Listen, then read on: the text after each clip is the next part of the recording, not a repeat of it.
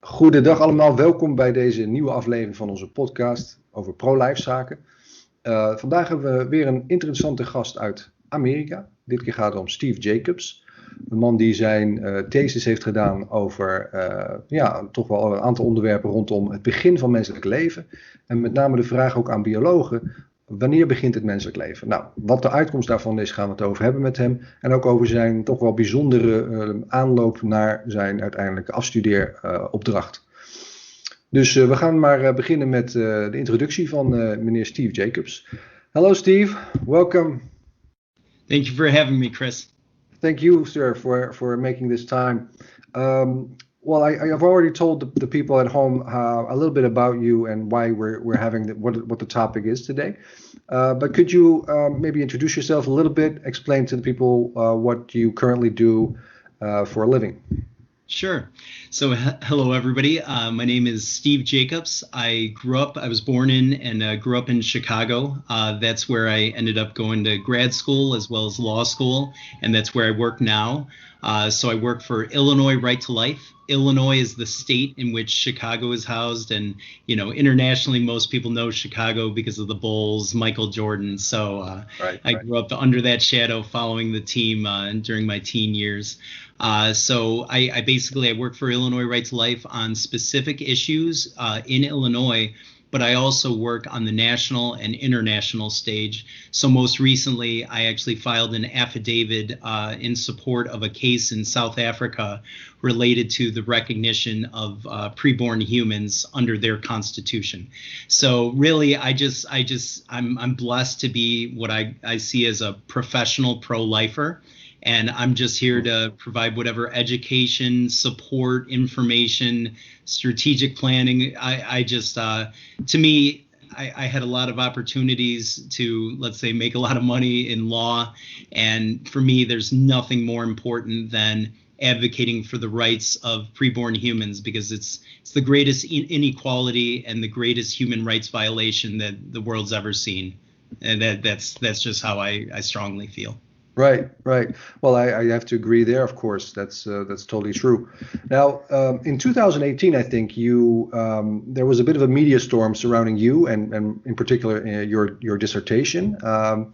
So, could you tell us, because you found that, if I'm correct, about 96% of the more than 5,500 biologists that you've made inquiries for. Acknowledged that the actual biological life of the individual human being starts at conception. Now, what happened after that? Because the media was finding you in great numbers, but was it mostly pro-life media or also pro-choice media, you might say, or just neutral inquiries? Right. And just to take a step back, so I had actually in 2019, when some of this media coverage started, I had just finished what was a 10-year PhD program, and that's a bit long. My department average is like 8.5 years, but I did law school during that program. And part of the reason it took so long is for the first 5 years, I was basically disallowed from doing any research on abortion.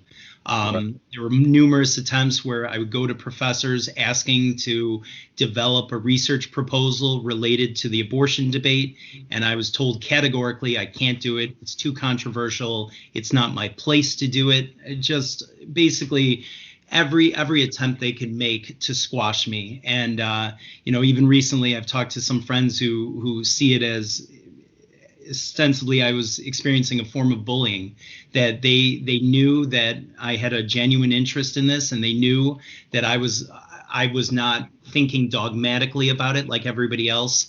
So like I said, I went to law school, and the interesting story is, so I went to law school with the hopes of figuring out a way to do this research. And in my first ever pro-life speech in law school, I said that there's a consensus on when life begins among scientists.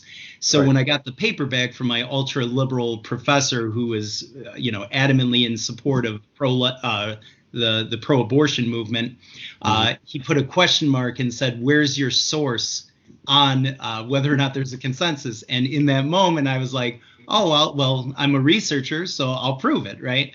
And so in terms of the paper came out as a working paper in 2018, like you correctly mentioned, and then some media wanted me to comment on it while I was still a student, but I was told, do not comment on it until you have your degree in hand, because in all likelihood it would lead to me being disposed of in my school. So in terms of the media that picked it up, I would say it was more, I don't know if I'd say conservative or libertarian or pro-life, but it definitely wasn't the traditional liberal mainstream media. So it was outlets like Daily Wire, College Fix, Breitbart, and these are, publications that those in my department didn't see as legitimate publications, but my experiences with them, they were top-notch reporters, long hour to 2 hour interviews to make sure that they got the whole story, and I provided a dossier of information, of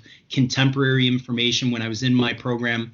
I'm sure we'll get into it, but there was a lot of drama surrounding me getting my degree, and people throughout the world trying to lobby for my department to dismiss me from my department based on my research.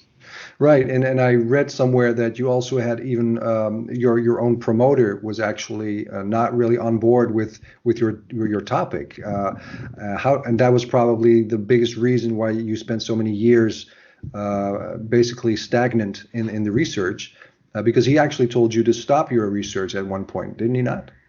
Yeah, my study, despite being approved by our ethics committee, was stopped 5 separate times. Okay. This was despite the ethics committee approving it, there being no issues, and it was simply because of external pressure from biologists around the world who, and most typically, they actually affirmed that a human's life begins at fertilization. But afterwards, they realized it wasn't convenient for their politics or their ideology. So they tried to claw back their response by stopping me, by thwarting me. And sure enough, as you mentioned, my advisor. So this is, his name's Rick Schwader, and he's a famous psychologist. He's seen as the father of cultural or moral psychology in the United States. He's influenced Jonathan Haidt. So Jonathan Haidt, if anybody knows him, he's one of the leading popular psychologists today. So he was his postdoc. And so this was just, a preeminent professor, and everyone told me I would have success working with him because he's known for going after supposed sacred cows. Oh. So that means if there's a controversial topic, he runs towards it.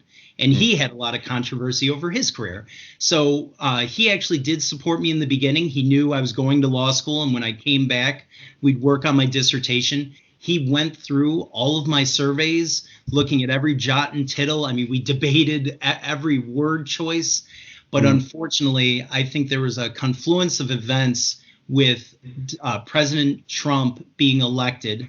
I think that added to the pressure and the possibility that my research would actually be used. So when he initially approved my research, it was in a time when we had a Democratic government and there was no sign of Republicans taking power. So I think there was just a confluence of events of a lot of people pressuring him. There's no way of knowing how much personal pressure he had in his own life.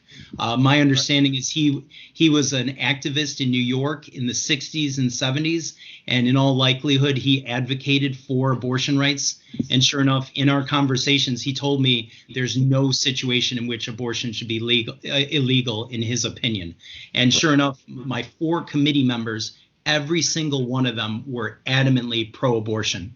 One person, her husband, famously lobbied Justice Kennedy to overturn his decision in Planned Parenthood versus Casey. This is a big abortion case in the United States. So it was just so much pressure. Right. And I mean, it was just a blessing from God that I was able to make it through. Yes, because what led to them finally approving your work and finally giving you the PhD? Yeah, so and a little bit of a funny story surrounding that. So what you have is what's called a dissertation hearing, right? So this is a final hearing for them to approve your dissertation. I wrote this 322-page mega dissertation. I felt like my work was so controversial that I had to be even more diligent than the average student, and I had to provide as many footnotes and sources as possible. So as I was standing in the hallway waiting to enter the room because they needed to talk about me before the hearing would start, I heard screaming. I was like 15 feet down the hall, and I heard screaming. And when I got in, like, everybody was really tense, and I made like a joke to cut the tension. But I knew what I was coming into, and sure enough, in that room, most of the discussion from my advisor was, how will this be received in popular culture? What will happen with my research? And it was one of my committee members who said, that doesn't matter. This is a document that he prepared as a scientist, and we need to just assess the quality of his work, not the possible impact. Because the professor who pushed back on that, my advisor, he had previously told me he will never put his name on something that the pro-life movement will use.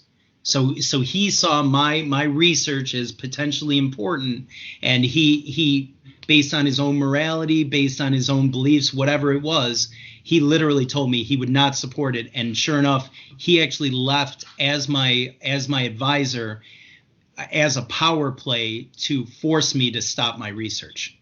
Wow. Yeah, that's unbelievable. And coming from academics, from a university where the objective mind is respected and seen as crucial to a good and open society. This is that's what you explained in one of your essays. I think you were disillusioned a little bit or disappointed.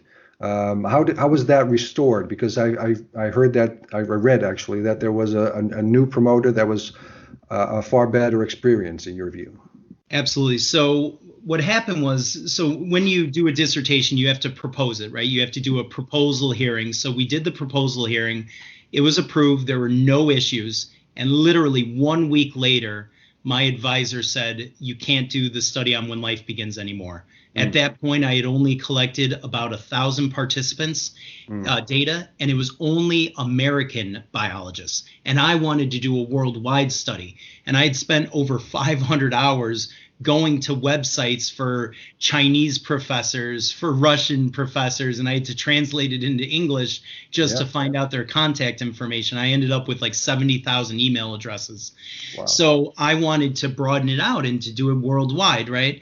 And he made it seem like he thought he had already moved me away from that study, even though that was the focal point of my research. Right. So it was another committee member, Dario Maestro-Pieri, and he's from Europe. So he's known as more of a free thinker, not afraid of controversy. Unfortunately, the same was true of my advisor. He's actually published extensively about how the academy in America is collapsing because there is no free expression. There's no academic freedom. And University of Chicago, where I went, it's known as the place where it's the life of the mind.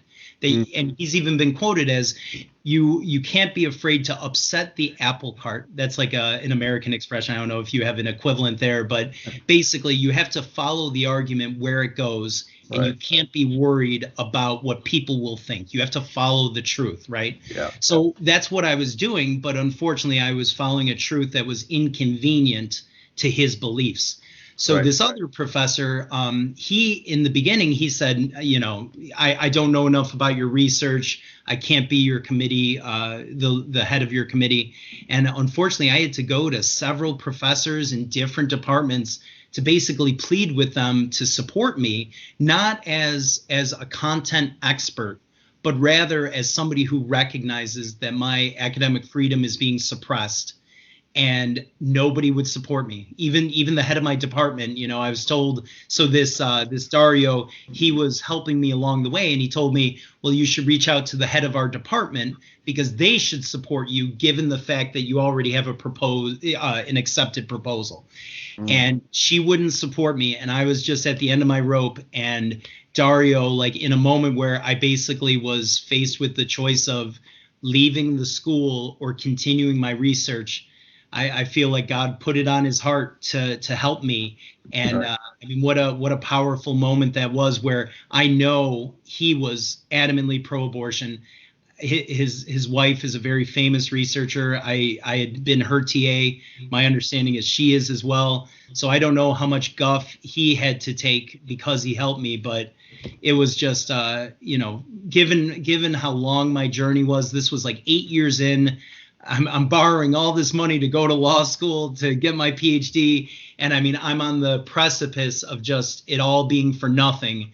And he stepped up, and it was just, I know I've had a tough journey, but I really want to say that, like, it's really not about me. I really feel blessed that I've just had so much support at crucial moments. Right. Despite all the difficulty, all that mattered to me is that I got it done.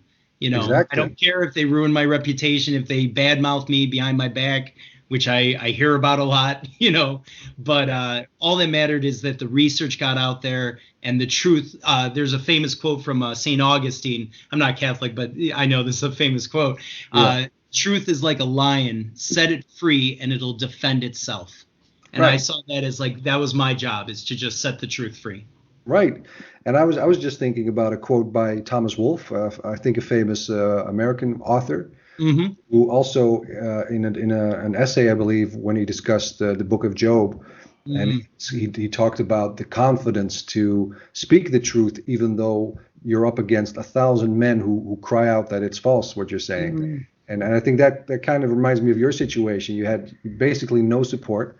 And then at crucial moments, as you said, there was an intervention, you could say, and you actually got it done, and the truth is now out there, and it actually made it all the way to the Netherlands. So that's a good thing, right? I mean, it's a long way from America, and I did notice that in the pro-life movement worldwide, we have a lot of connections, and people were talking about this work. So I immediately started to read about it, and I was like, well, this is what we need. We need the confirmation again. We kind of already knew that there was like a consensus out there, in the sense that we would find the confirmation of human life starting at conception everywhere in textbooks of embryology and so forth.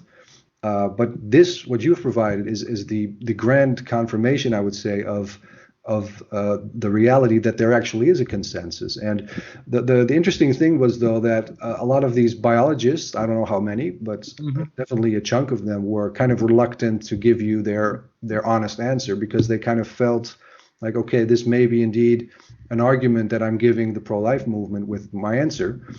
And I'll just let you explain what some of the reactions were, because some of them were pretty nasty, if I'm not mistaken. Yeah, I mean, it's important to note, first off, that 85% of the sample was pro-abortion. They identified as pro-choice. 85, yeah.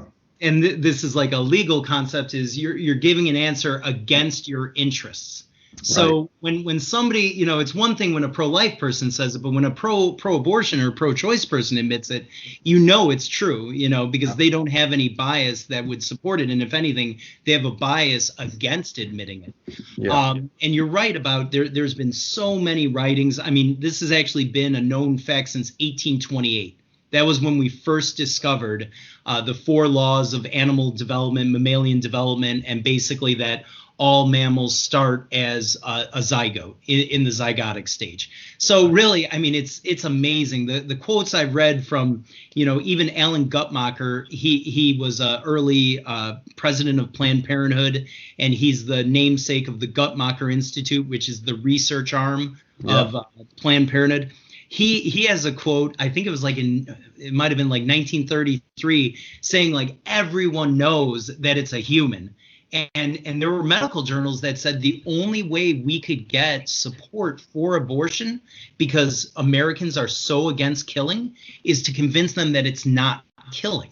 Right. So that's why they've been so effective. And in this moment in America, a study last year found that only 9% of young Democrats, which are like our liberals, the people who are typically for abortion, only 9% know that a human's life begins at conception. Wow. I mean, think about the disparity between the experts and the lay people. I mean, if anything, that's one of my study's contributions, is it showed everybody acts like conservatives or, religious people are far away from science. But actually, on this question, it's the pro-lifers who are much closer to the experts. But even then, it was only 51% of young Republicans that knew it. So we have work to do just to educate the pro-life movement too. Yeah. Oh, go ahead. Yeah, sorry. Well, I was going to say that there's a striking thing here is that let's say the top layer of pro-choicers, the academics, the philosophers, they know this. So they won't deny the fact that it's a human being from conception, and yet they recognize that that's not a good idea for the public to know that. Yeah. So that's a very strange thing. You have to basically lie and keep the lie alive, the lie that we still hear a lot, that it's not a human being yet until 24 weeks or 12 or whatever the opinion is of the person in front of you. And I've always found that very striking because, correct me if I'm wrong, but isn't it true that from at least the 70s, when I think Judith Thomson came out with her popular argument about no duty to sustain, which was basically became the more dominant philosophy of pro-choice, I would say, which actually acknowledges, because they use a hypothesis in which there are two human beings, recognizes that it is indeed a human being with rights, but that it is a human being that can be killed because there is another person with even more important rights. Yeah. So my question would be, why do you think that they don't acknowledge the humanity of the unborn in these discussions? Why do they want to keep away from that so eagerly? Yeah, and I think that I'll answer from my opinion, but I think I could best answer that with some data I collected. So I had asked pro-choice Americans, what do you think would happen if it became common knowledge that a human's life begins at fertilization? Right. 90% said that the abortion rates would plummet, and 83% said support for legal abortion access would go down. Right. They recognize, and the fact that only, based on my finding, 23% of them recognize that a human's life begins at fertilization. I think they're admitting, and they even thought biologists would say viability or birth. So I think they have a fundamental understanding, especially because in another question, they said that 93% said that a human's life is protectable once it begins. Not when it has brain waves, not when it's out of the womb, once it begins. So I think that whether it's subconscious or conscious, I think they know, even if they, as you pointed out, even if they could make the argument that abortion is permissible, even when you recognize it as a form of homicide, killing of a human, even though they could believe that, they know that most people would never buy that. Exactly. So we have to deny the humanity of the unborn. And that's why, going back to your previous question, why so many were so vitriolic in their responses to me. And I had people saying that, these were biologists. These are, trained scientists who spent at least 10 years in academia developing their minds. And they said things like, it looks like your survey was developed by Trump and the Ku Klux Klan. Right. And the Ku Klux Klan, the KKK, that's the racist organization in the United States. People who were saying, like, you're a zygote worshiper. You're going to cause the extinction of the human race because we're going to be so overpopulated, which actually has a big history in the pro-abortion movement. Yeah. So I really think, and even deeper, I read this recent article with an Oxford professor, and he was positing some interesting theories. And the writer of the article said, even if he came up with the perfect argument, I still wouldn't agree based on my intuitions. And right. When I heard that, I had been like flirting with this idea for a while, but I think that perfectly defines the abortion debate, is that at the end of the day, because I think I've done a lot of research, and I've been able to craft a pretty powerful argument that, at least in person, most people, they have to end up accepting. But I think the biggest thing is they just don't care. Their intuition is my body, my choice, all of their slogans. And they really don't care if you could prove, based on equality principles, based on human rights principles, based on legal principles. They just don't care because they're more motivated by emotion, intuition. And there's a lot of research that supports that people are more fundamentally intuitive than they are logical and principled. Right. Well, that's certainly what I found as well in conversations where you could sometimes really back someone into a corner with your arguments, and then they would say, well, I still feel that I need the right to have an abortion. So it's basically desire versus rational thinking, you might say. Right. But I was wondering, because I read some of the other responses from the biologists, and what reasons could a biologist or anyone have to first acknowledge that starting point of life and then still hold that position that this says nothing about whether they should have rights to continuation of life? What are the common objections there? Right. So I ostensibly see it as there are 3 stages of fetal rights denial, we'll call it. Okay. So the first level is at the humanity of the preborn, and that is most typical. So as I said, less than 10% of young Democrats recognize that fact.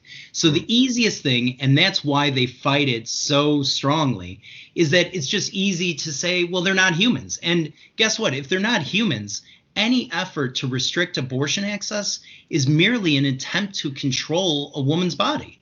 So it makes sense why they want to be, act in bad faith, whether it's conscious or subconsciously, why they want to deny the humanity, right? So that's at the first level.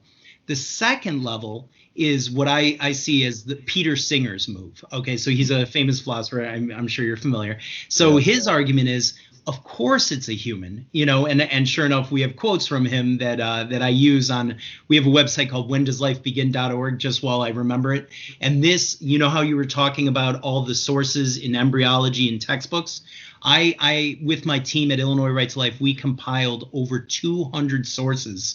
We don't only have the sources, we actually have a photo of the book, the website, the article. So you could actually, when you quote something, you can actually give them the actual image. And we're creating that as a database for the pro-life movement.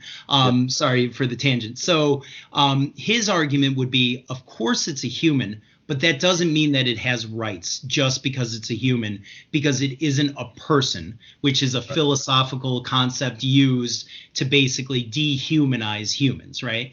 And his argument extends to infants as well as people with different abilities. So he claims they're not humans either, or they're not persons either. So that shows how dangerous it is when you don't see all humans as deserving of legal protection. And then just quickly, the third level is that they admit that an unborn human is a human and a person deserving of rights, like you suggested earlier. But then they say that a woman's right to bodily autonomy, her liberty rights, her right to medical procedure, and the pro-abortion movement has defined that right. One time I found a list, there was 25 separate rights that they described as pertaining to the abortion right. So they're just throwing everything at the wall and seeing what will stick. So they will admit that the unborn human has rights, but they see its rights as secondary and subservient to the woman's rights. Exactly. Okay. Now, another question. Let me sneak a peek here. Sure. My other question was, like, why do you think that this the result of your essay, basically, or your study among biologists, the 69% that ended up saying yes to all your questions about when life begins, why does it strike at the heart of the abortion debate so much? You already explained it a little bit, but sure. But for instance, why would people want to suppress your even though they know it's true? And you talked about the cognitive how do you say that again? I forgot the term exactly, but the Dissonance. cognition. Yeah, the cognition. How did you see that play out in your time at Chicago? Yeah, I think the biggest thing is that it was even more elemental than that. It was that I represented, not to toot my own horn, but a reasonable, educated, trained person who was not totally within their dogmatic view, right? And we're seeing that academia is becoming a monoculture of people who think the same way, feel the same way. And despite the fact that at the time, just to survive, I found myself adopting most of their beliefs, just for survival's sake. But even if I would just suggest, hey, I'm not talking about it should be illegal, but we should at least be honest and say it's a human. I had friends and peers cry in front of me, try to have coffee with me so that they could explain to me how hurtful it was that I would suggest that it's a human, because so many of them had abortions or been involved in abortions themselves. So I really think it's from bottom up, So on the most basic of levels, I represented a threat. I represented somebody who didn't go in line. And then it just built up to the fact that they recognized so in philosophy, I'm sure you're familiar. So there's straw manning an argument and steel manning an argument, right? Yeah. So one is to present the weakest version and one is to promote the strongest version, right? If they could defend abortion while admitting that it's a human, they would. Mm-hmm. They don't. There's a reason why they don't. And I think my data bears that out. And if you look at German laws throughout South America, Central America, even in the United States, even though we have Roe v. Wade, even though we have some of the most permissive abortion laws around the world, there is nothing that says that there is a right to kill a preborn human. It's only couched as a right to exercise bodily autonomy while not recognizing the preborn human as a human. So if they could have made that argument, they would have. And I really think that my data, if the Supreme Court considers it, and I actually I filed 2 amicus briefs to the Supreme Court. So these are like friend of the court briefs in conjunction with cases. There's one that they're actually discussing right now about a Mississippi 15-week abortion ban, which if they uphold that would defeat Roe v. Wade, and states in America could pass whatever law they want. So Illinois Right to Life was one of 8 organizations that filed a brief. So I keep trying to put my data out there because I feel that the court has a responsibility to recognize them as preborn humans based on all of the data we have. Like you said, a lot of pro-abortion people admit it. That's a prominent aspect of my brief. So if they admit that, then they have to make the decision.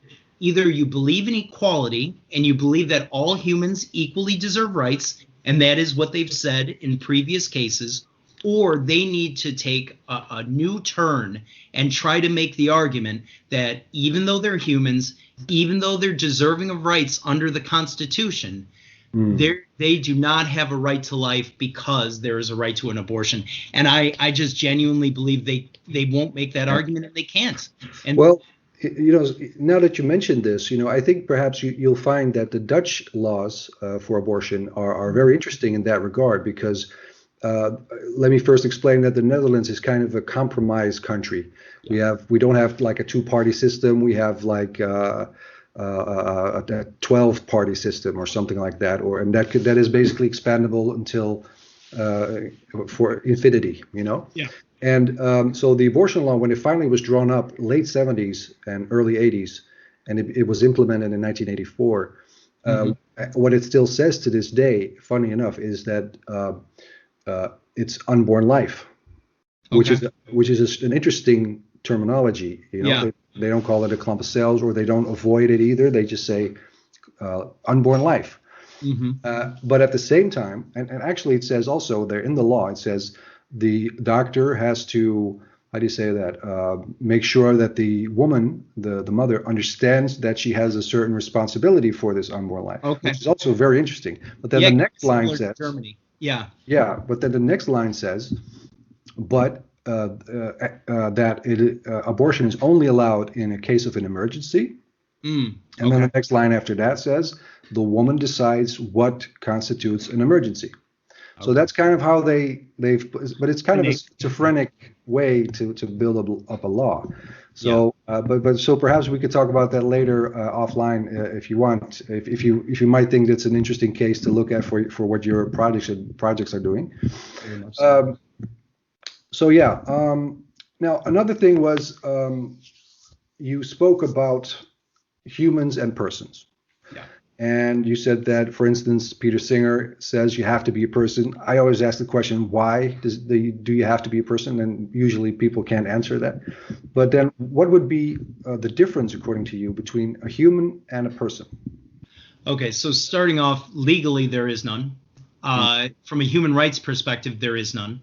So Article 6 of the Universal Declaration of Human Rights, and this was put out by the United Nations, it says that everyone is entitled to rights and entitled to recognition as persons under the law.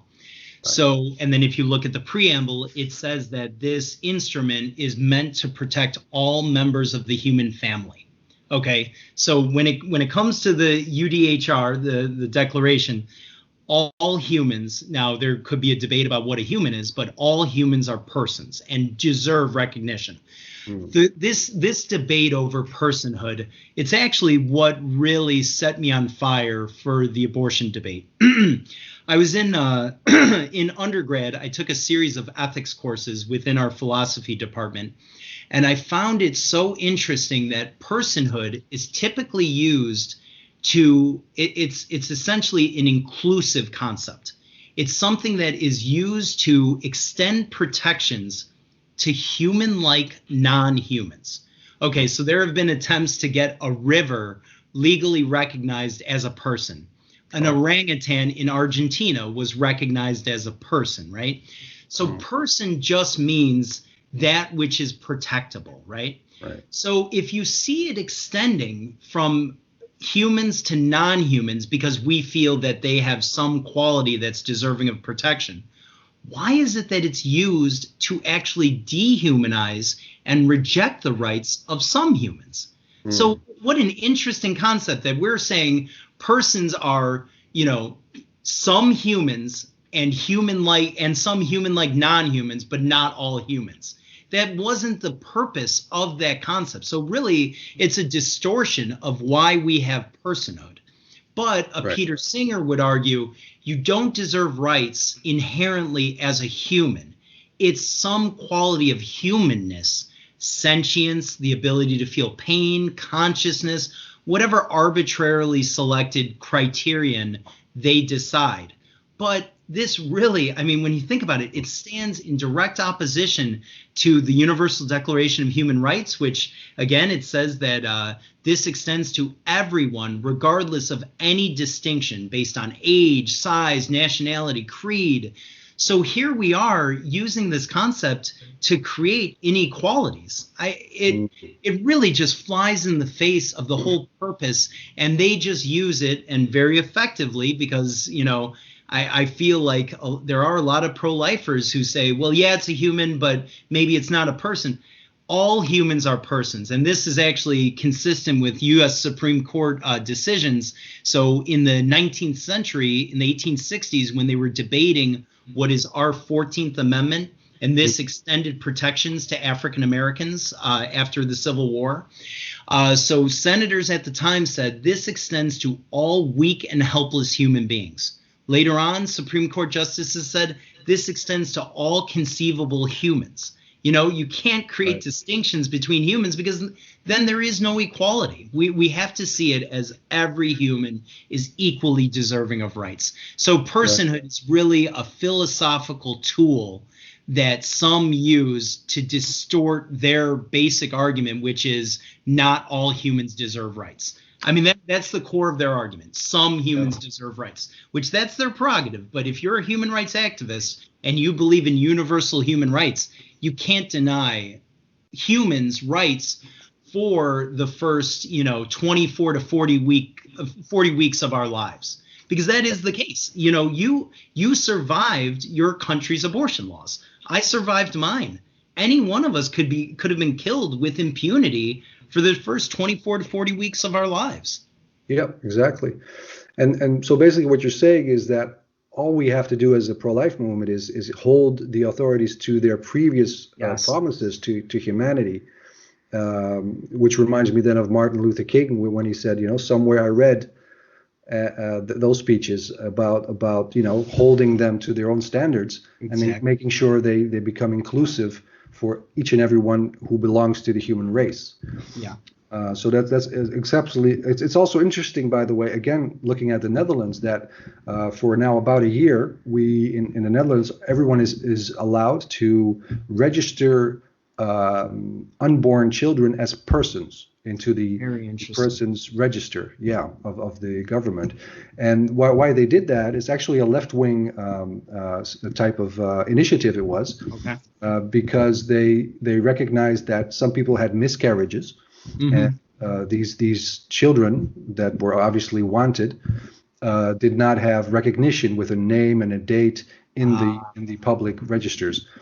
So they said, well, we have to facilitate this. Yeah. Obviously, then the pro-life movement in the Netherlands said, wait a minute, that means aborted children, because we know some women have regrets after their abortions. Yeah. They can also be registered. So we tried it out. There was actually a lawyer who said, well, I will accompany the first woman to try that. And then they had no problem. She was able to register her aborted child. Wow. And then obviously after that certificate was given, you know, the pro-choice movement basically had a kind of a problem.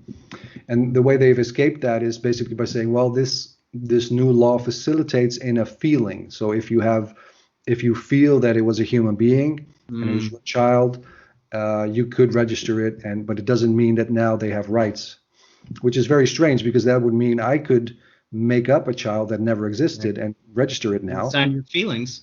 Because it's feelings. So that's Sure. a thing I'm trying to look into this year, perhaps. So let me see if I have another question here. Well, we've already discussed why you think people oppose fetal rights. Yeah. But is there anything in particular that you would like to add to that? Because I know there are many different people who oppose those rights. Yeah, and just going back to your point, because I think it's such a powerful one in terms of holding them to their standards, right? That really is at the heart of my pro-life advocacy, all of my research, right? So I grew up, so I am a Christian. I'm a proud Christian.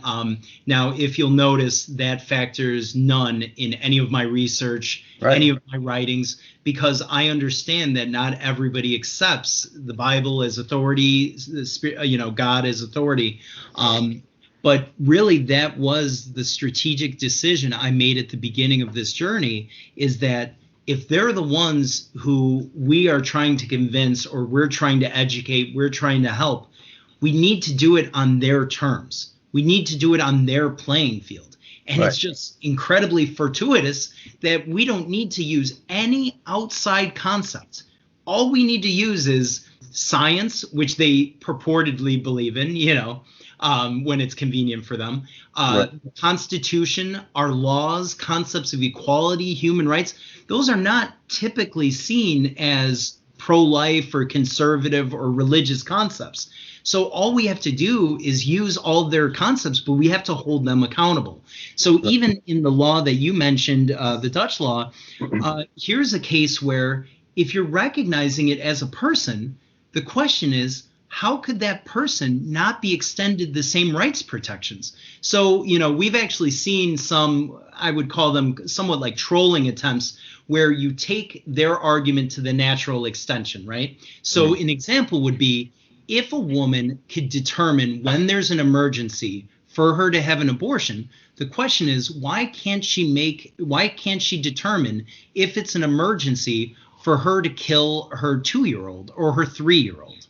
And that's something we're doing in America. We have what are known as fetal homicide laws. So back in the 1970s, if a man attacked a pregnant woman and she lost her pregnancy and the unborn child died, there would be nothing more than assault. It would be a simple attack. There would be no homicide charge. And sure enough, in the early 2000s, there was a very prominent case regarding Scott Peterson, and he had killed his pregnant wife, Lacey Peterson, and their unborn son, Connor Peterson. And he actually got tried for 2 charges of homicide. And right after that, all these states passed these laws. So how can we be in a country where the non-abortive killing of an unborn child is a homicide, but the abortive killing is not even a homicide? It's just the removal of a clump of cells. But right. Somehow, if a doctor, and there was one case where a physician drugged his pregnant girlfriend with an abortion pill, and he went to jail for homicide. Right. So how is it not a homicide when she takes the pill? Because obviously he didn't kill her. The homicide charge is for the child. Right. So why are we not recognizing it as a homicide when it's abortive? It's like as if they're looking at all these issues through the lens of choice, of the mother's choice, and saying, yep. Well, if she wants the child, then it's murder. If she didn't want the child, it's not murder, or something like that. Right. And I think that goes to your point that it's almost a subjective experience. And it's right. actually instantiated in your law that she decides whether or not it was a child. There is no objective quality to it, but I can understand that to some extent, other than the fact that once you recognize it as a homicide in the killing of a child, you have to see it in the other case. Otherwise, it doesn't right. make sense. First and foremost, it was my cousin Bert who first pointed that out to me, and I was like, that's a really good argument. And that's one of the big arguments. And I actually have a law review article coming out in the Tennessee Law Review. So that's Tennessee's law school. And the article is the future of Roe v. Wade. Do abortion rights end when a human's life begins? And that should be coming out soon. And that's kind of just the summary of my research and all of my legal arguments. And I'm happy to send you an advanced copy as well if you're interested. That would be great indeed. Yeah.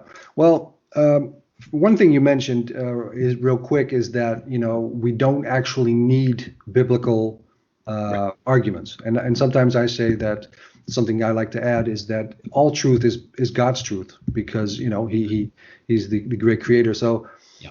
It would make sense that many of those truths, not all, but many of those truths are perfectly good examples of things we can prove with materialistic worldviews, I would say. Yeah. Now, earlier this week, I spoke to another American researcher, actually, John Bachman, and he done a lot of research. You know him? Yes. Yeah, okay. He's wonderful. Great. Well, he's done a lot of research on fetal pain, and I asked him what an unborn's capability to experience pain tells us about its humanity. Sure. And I would like to ask you the same thing, Steve. What does this broad consensus among biologists worldwide that you've basically unveiled, what does that tell us about the humanity of the unborn, not just biologically, but also morally?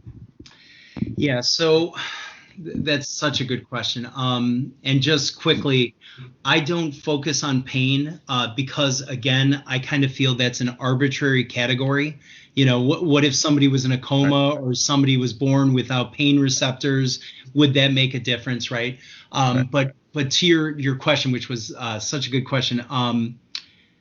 Okay, I shouldn't have done the preface. Can you restate that one more time? I want to make sure I don't. I'll just repeat the last part. So what does this broad consensus among biologists worldwide tell us about the humanity of the unborn, not just biologically, but morally also? Right. Okay, so I think, and I'll just make the more important point first so I don't forget it again. So for me, I fundamentally see human rights as an in-group concept.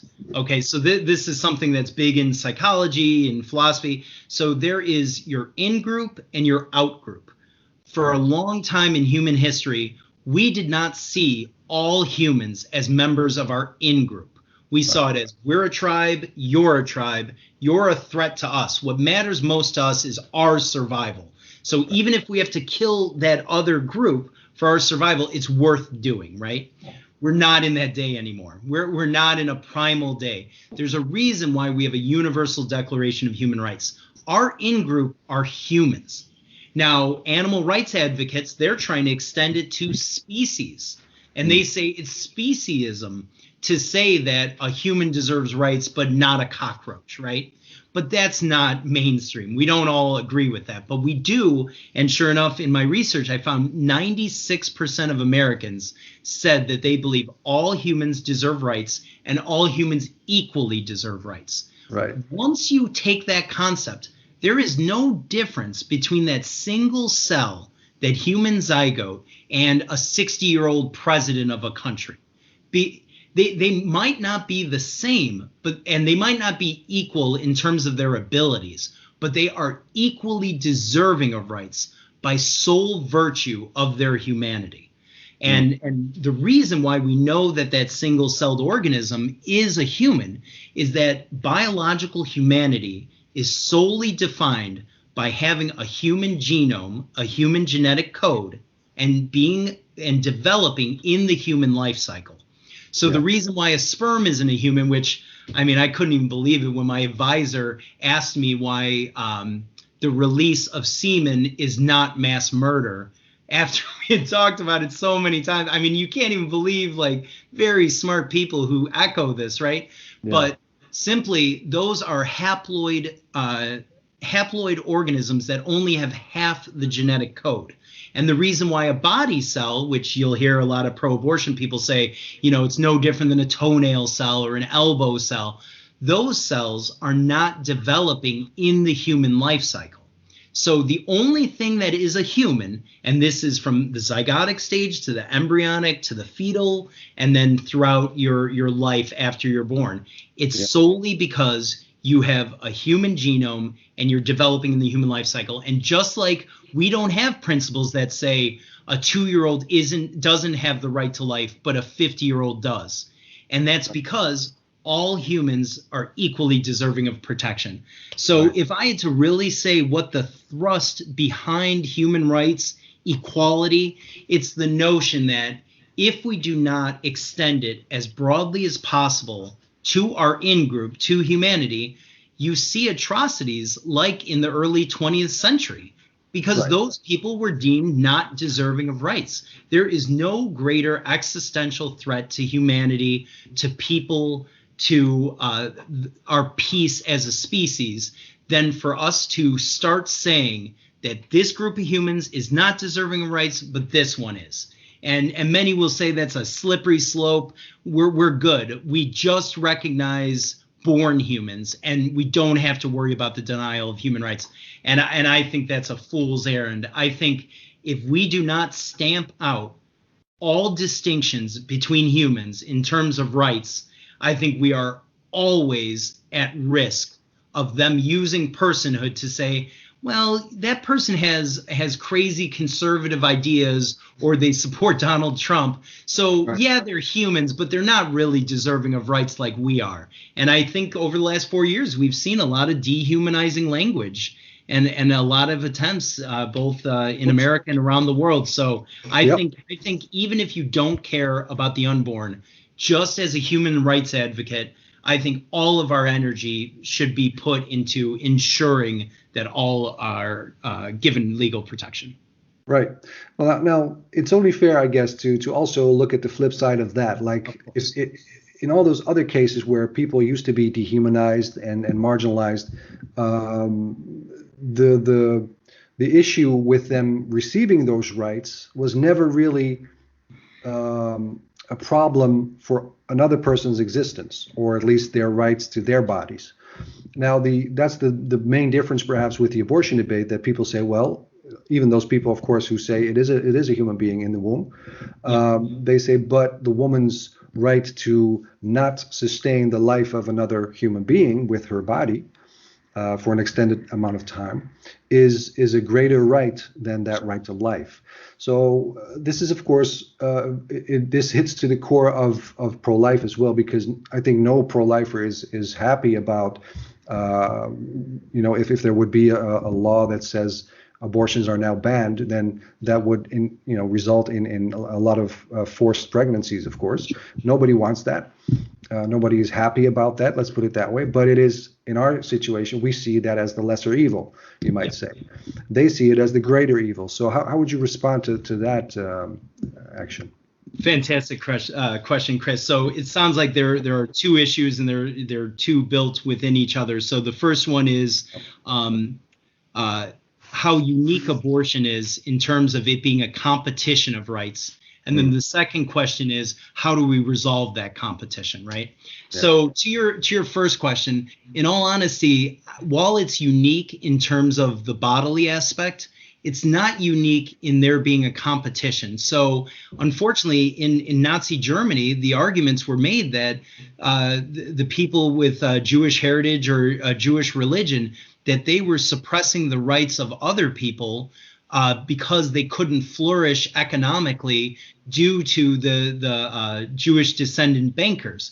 That's a terrible argument, right? The same argument was made in the 1800s regarding slavery, that they have economic liberty. They have a right to their property. They have a right to make a living. And if other people's rights are suppressed, that doesn't matter to them, right? And mostly it's because of the dehumanization that they were able to do that.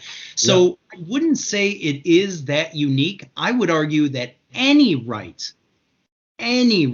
is a competition of rights. So even the right to liberty, right? So your right to not be killed suppresses my right to kill you.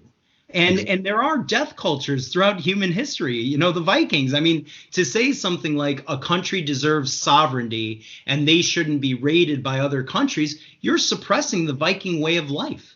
So I literally think everything is a competition of rights. Now, in terms of this specific competition, I want to start by saying I did survey people on this, and I asked them, which is a higher right, the right to liberty or the right to life? Because the right to abortion is nested within the right to liberty, the right to self-governance, the right to make decisions about yourself, right? And even pro-choice people, I think it was like 70%, said that the right to life is more important than the right to liberty. And in my research, I talk about it. So there are three main reasons, and this is big for pro-lifers when they have to talk about this competition. So the first one is that life is the most fundamental right. And what that means is you cannot have liberty if you don't have life, right? That's a fairly simple one. Yeah. The second one, which I think is a good one, is there are far more exceptions to the right to liberty or self-governance than there are right to life. So if you think about it, so right to liberty, I mean, in any given moment, there are thousands of things I am not allowed to do based on other people's rights, based on government interests, right? Right to liberty, I mean, if anything, there might be more things I can't do than things I can do, right? Yeah, the right to life, I mean, other than in very narrow circumstances, and even in something like capital punishment, they would argue you basically gave away your right to life, right? But let's just say there are a few instances in which it's possible that you could be denied your right to life, but nothing like liberty. The third is that the right to life is non-derogable. And what this means is in times of war, in times of emergency, a government cannot suspend the right to life of their citizens. They can suspend your right to free association, your right to liberty in terms of I want to work. And we've all experienced this over the last year. Yeah. In times of emergency, they could tell you tons of things that you can and cannot do. But when it comes to life, they cannot. So it really, anyone who argues in good faith, they would say that the right to life is more important than the broad right to liberty. Now, obviously, you can boil that down and say the right to abortion is a unique form of liberty. But even to that, I mean, what we're really talking about is, does a person have a right to use their body in such a way that kills another human? And really, there is no precedent for that other than in abortion. Exactly, right. Okay, that's very interesting. And my takeaway from this interview already is the idea that, before this interview, I thought that one of the best ways to get people to tilt to the other side on the abortion debate is graphics, graphic illustrations, pictures, and certainly that would help. But sometimes that doesn't sit well with me because of the some pro-life organizations, which I respect, they will use it in unexpected moments, when people don't expect to see it, and then they are overwhelmed by it. But I do support the use of pictures. But anyways, but what you've taught me today is that this argument and this whole the recognition of life from conception as a biological fact, a scientific fact, according to your data, is extremely effective. And so I would like to thank you for that, most definitely.